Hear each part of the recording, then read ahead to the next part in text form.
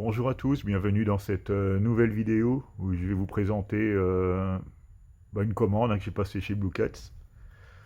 En Blue Cats qui a encore reçu des arrivages, hein, donc c'est vrai qu'en ce moment les commandes ça y va, mais bon là ça va ralentir un petit peu. Donc j'ai commencé tout de suite, j'ai profité d'un lot 2 plus 1, donc à 14,99 € à la base, ça revenait en dessous de 10 € avec l'offre. Donc j'ai pris hors d'atteinte le Digipack, hein, avec le Blu-ray et le DVD, avec notamment George Clooney et Jennifer Lopez. Bon, édition sympathique, hein. Je me rappelle plus de ce film, je sais même pas si je l'ai vu. Alors Jack Foley n'a pas son paré pour braquer les banques, sans armes ni violence. Mais poursuivi par la poisse, il se retrouve pour la troisième fois en prison. Il réussit à s'enfuir avec l'aide extérieure de l'un de ses complices. Lorsque le marshal Karen Cisco tente de s'interposer, les deux hommes n'ont pas d'autre choix que de l'amener avec eux. Donc voilà. Je ne connais pas, non, ça me dit rien, le synopsis me dit rien du tout. Donc c'est un thriller élégant et glamour signé Steven Soderbergh. Hors d'atteinte. Bon, c'est un film qui n'est pas nouveau, hein, j'ai juste regardé l'année si je la retrouve. Là, c'est l'édition de 2021, mais par contre, le film est beaucoup plus vieux que ça. 98, voilà. Donc, en deuxième film, j'ai pris Réminiscence, donc le combo 4K Blu-ray, film que je n'ai pas vu, ou alors je ne m'en souviens plus du tout. Nick Bannister, joué par Hugh Jackman, un détective privé engagé par des clients afin de retrouver leurs précieux souvenirs, navigue dans le monde séduisant du passé.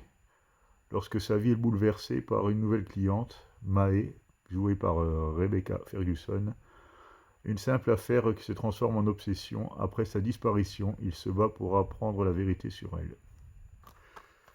Donc c'est un film de Lisa Joy.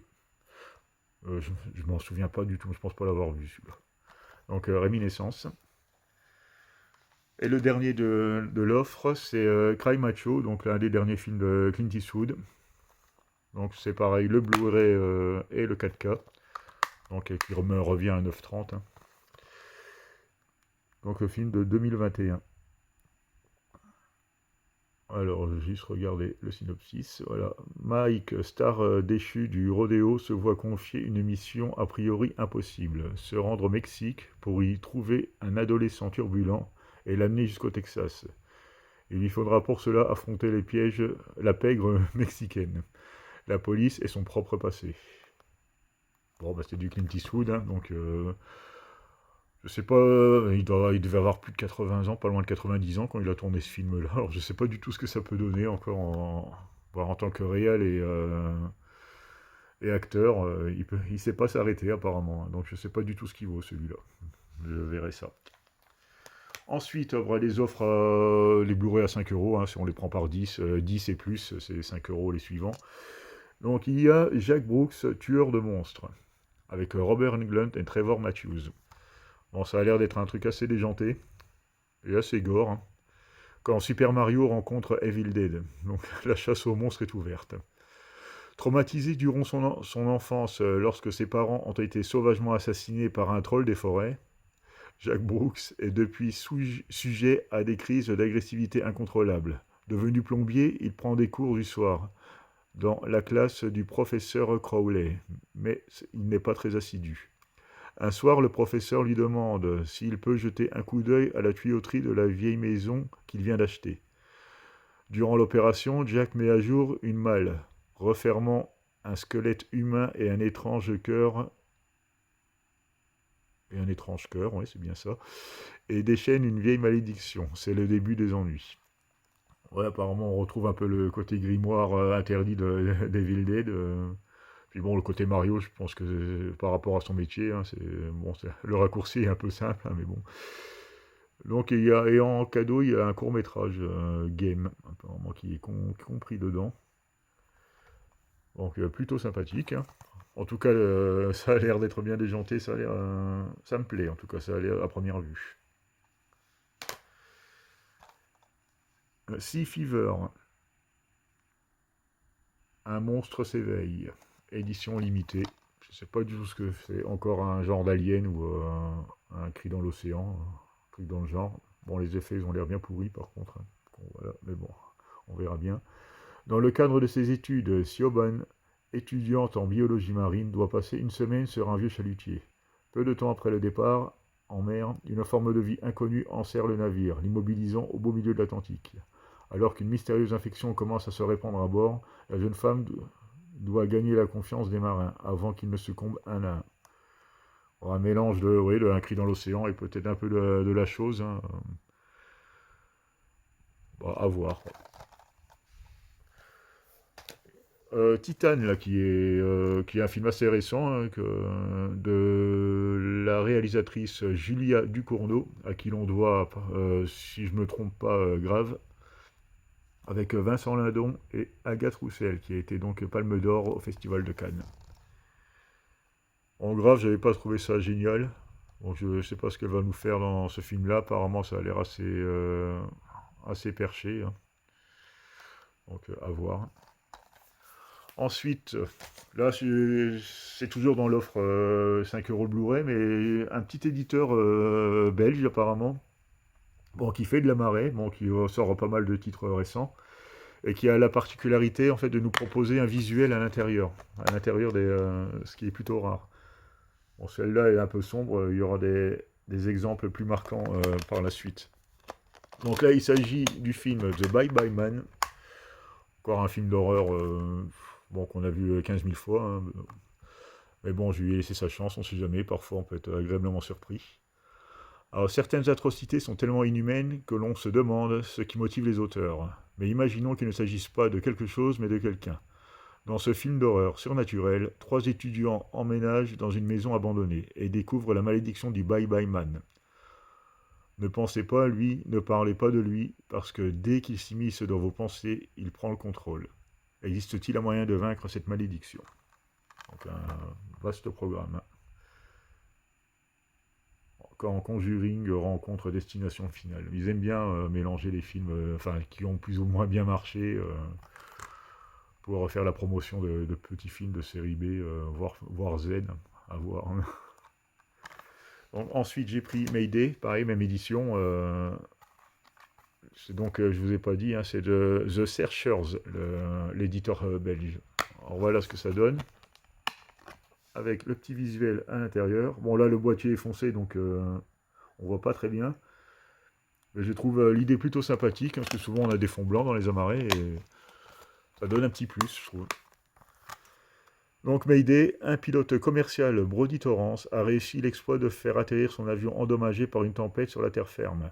Il va découvrir qu'il s'est déposé sur une zone de guerre. Lui et les passagers se retrouvent pris en otage. Donc un film de Jean-François Richet, avec Gérard Butler et Mike Colter. Ensuite, j'ai pris Un homme en colère, un film de Guy Ritchie. À l'intérieur, toujours le même éditeur. Bon, il y a du reflet, hein, désolé. Je connais pas, hein, tous ces films-là, je les ai pas vus, hein. Pour une fois que je fais une commande qu'avec des films que j'ai pas vus. Un convoyeur de fonds fraîchement engagé surprend ses collègues par l'incroyable précision de ses tirs de riposte. Alors qu'ils subissent des assauts d'un braqueur expérimenté, tous se demandent désormais qui il est, d'où il vient et pourquoi il est là. Voilà. Ensuite, Le Musée des Merveilles, un film de Todd Haynes sur un scénario de Brian Selznick. Ben rêve du père qu'il n'a jamais connu, tandis que Rose, isolée par sa surdité, se passionne pour la carrière d'une mystérieuse actrice. Lorsque Ben découvre dans les affaires de sa mère l'indice qui pourrait le conduire à son père, et que Rose apprend que son idole sera bientôt sur scène, les 2 enfants décident de partir à la recherche de ces êtres qui leur manquent. Leur quête à la symétrie fascinante va les mener jusqu'à New York. C'est tiré d'un roman, hein. Le Musée des Merveilles est une savoureuse aventure familiale réalisée par Todd Haynes, à qui l'on doit Carol et Far From Even, je connais pas les 2 films. L'histoire, tout comme Hugo de Scorsese, est basée sur un roman de Brian Selznick. Bon, l'actrice là, je l'ai déjà vu quelque part, hein. Donc l'intérieur, là, Sur les boîtiers bleus, ça se voit mieux. Voilà, le petit visuel à l'intérieur, plutôt sympathique. Ensuite, The Foreigner, un Jackie Chan. Ça fait longtemps que je n'avais pas acheté Jackie Chan, avec également Pierce Brosnan, par le réalisateur de Casino Royale. Donc, modeste propriétaire d'un restaurant londonien, quand perd sa fille dans un attentat... Oula, c'est pas très français là. Quand perd sa fille dans un attentat terroriste politique. Prêt à tout pour retrouver le responsable et venger sa mort, il se tourne vers un membre du gouvernement irlandais haut placé, Liam Hennessy, qui a tout comme lui un passé trouble. Alors quand Kwan, ah d'accord, c'est son nom, d'accord, ouais. Là, je ne le connais pas, hein, donc pardonnez-moi. Quand Kwan s'engage dans un chassé-croisé de plus en plus tendu avec Hennessy, il va voir ressurgir ce qu'il croyait avoir enfui en lui de plus sombre. Donc, un film de Martin Campbell, hein, quand même, The Foreigner. Je connaissais pas. Donc, à l'intérieur, même topo, le petit visuel qui va bien. Dites-moi ce que vous pensez. Hein, je trouve que c'est tout bête, mais ça apporte vraiment un petit cachet. Ça égaye un peu plus les amarrés, je trouve. C'est vraiment sympathique d'avoir fait ça. Et il y a peu d'éditeurs qui le font, hein, finalement. Ensuite, Dark Blue avec Kurt Russell, d'après une histoire originale de James Ellroy. Au sein de la section d'élite de police de Los Angeles, le SIS, Special Investigation Squad, Eldon Perry est réputé pour son tempérament explosif et sa façon très personnelle de faire régner la loi. Flanqué de Bobby Kehoe, une jeune recrue, il est chargé d'enquêter sur une difficile affaire de quadruple meurtre. Kehoe découvre rapidement la dure réalité de la rue, l'intimidation policière et la corruption. Arthur Holland, le directeur adjoint de la police, est le seul homme du département à s'élever contre le SIS et son redoutable patron, Jack Van Meter. La fraternité entre les hommes du SIS est très forte. Personne n'avait encore osé les défier. Donc ça a l'air d'être un peu une guerre de police. Ça a l'air plutôt sympathique, le sujet est assez original. Donc voilà le visuel qu'il nous propose à l'intérieur. Ensuite, je me suis repris à Nicolas Cage, encore un de ses derniers films. Alors, je ne sais pas ce que ça vaut, mais bon, non, je me méfie toujours. Lui, il a tourné dans tellement de nanars que c'est plus forcément un gage de qualité, hein, sa présence dans les films. Donc, c'est Prisoners of the Ghostland. Dans un futur post-apocalyptique, Héros, un braqueur de banque, est libéré de prison à condition d'accepter une mission à haut risque pour le compte du gouverneur. Pénétrer dans un univers surnaturel appelé Ghostland, afin d'y retrouver et de sauver sa fille adoptive. Mais Ghostland est un univers semé d'embûches et de revenants hostiles. Par ailleurs, Hero n'a que peu de temps car le costume qui lui colle à la peau est programmé pour exploser après l'épuisement de son compte à rebours. L'acteur Nicolas Cage, véritable bourreau de travail, fait ici équipe avec le réalisateur japonais Sion Sono, connu pour son cinéma anticonformiste. Donc, à voir. À l'intérieur, le petit visuel.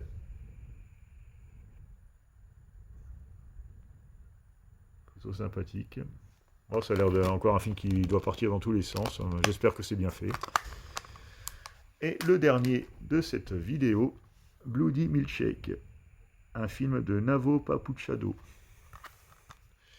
Sam n'est encore qu'une petite fille lorsque sa mère Scarlett, tueuse à gages, est contrainte de l'abandonner pour la protéger. Bien des années plus tard, Sam a suivi les traces de sa mère disparue et elle-même devenue une tueuse à gages hors pair, travaillant pour la firme. Un soir, lors d'une mission à haut risque, Sam se retrouve face à un dilemme, rester loyal à la firme ou sauver la vie d'une petite fille de 8 ans. Commence alors une cavale survoltée qui conduira Sam à retrouver sa mère et ses anciennes associées.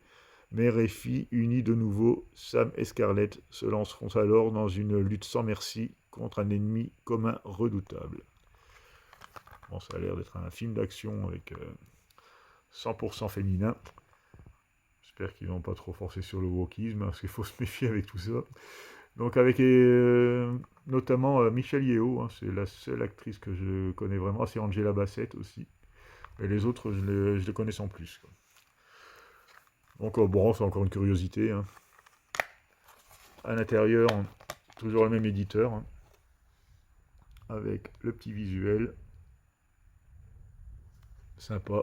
Donc cet éditeur, je vous répète le nom, c'est The Searchers. C'est actuellement dans les offres Blue Cat à 5 euros le Blu-ray, si vous en prenez minimum 10.